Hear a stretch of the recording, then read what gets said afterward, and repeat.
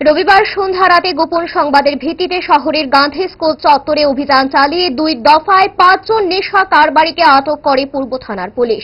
খবর পাওয়ার সঙ্গে সঙ্গে পূর্ব থানার পুলিশ একটি টিম তৈরি করে ওই এলাকায় ছুটে যায়। পুলিশ জানতে পারে কুখ্যাত নেশা কারবারি পান্না কর চৌধুরীর নেতৃত্বে কয়েকজন ব্রাউন সুগারের কৌটা বিক্রি করছিল। এলাকায় পৌঁছে কর্ডন করে পুলিশ 3 জনকে আটক করতে সক্ষম হয়। তাদের নিয়ে যাওয়া হয় পূর্ব থানায়। সেখানে তাদের জিজ্ঞাসাবাদে জানতে পারে কলেজ টিলা এলাকায় আরো 2 জন ব্রাউন সুগার বিক্রি করছে। দ্রুত সেখানে ছুটে গিয়ে 2 জনকে আটক করে নিয়ে আসা হয় থানায়। এদের একজন কুখ্যাত পান্না কর চৌধুরী। পূর্ব থানার ওসি সঞ্জিত সেন সোমবার সাংবাদিকদের জানান, পান্না চৌধুরীর বিরুদ্ধে আগেও 6টি মামলা রয়েছে। এর 2টি মামলা ডাকাতির এবং 4টি এনডিপিএস।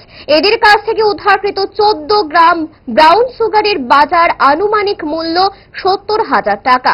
এছাড়া উদ্ধার হয়েছে 2টি মোটর সাইকেল এবং 5টি মোবাইল।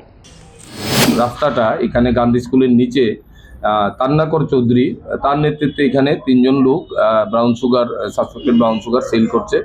এই খবরের ভিত্তিতে আমরা কর্ডন করে এখানে 3 জনকে আমরা ডিটেইন করি এবং তার কাছ থেকে তান্নাকরের কাছ থেকে একটি সাথে সাথে পাউচ ব্রাউন সুগারের পাউচ এবং ভায়েলও পাই। তো তাদের 3 জনকে আনার পর আমরা খবর পাই আরও 2 জন লোক ওমেন্স কলেজ এলাকাতে ব্রাউন সুগার সেল করছে। তাদেরও আমরা ওখান থেকে ডিটেইন করে নিয়ে আসি। টোটাল 5 জন লোক এখানে ডিটেইন হয়েছে।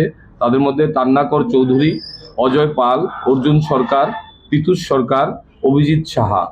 এই 5 জনের মধ্যে তান্নাকর চৌধুরী মেইনলি পাউচ ভায়েল রেখে সে বিক্রি করে পিতুষের নিকট, পিতুষ বাকিদের কাছে বিক্রি করে। এই চেইন ভাবেই তারা এখানে প্রত্যেক দিন আমাদের কলেজ টিলা এবং গোলবাজার এলাকাতে ইলিগাল কন্ট্রাব্যান্ড সেল করছে।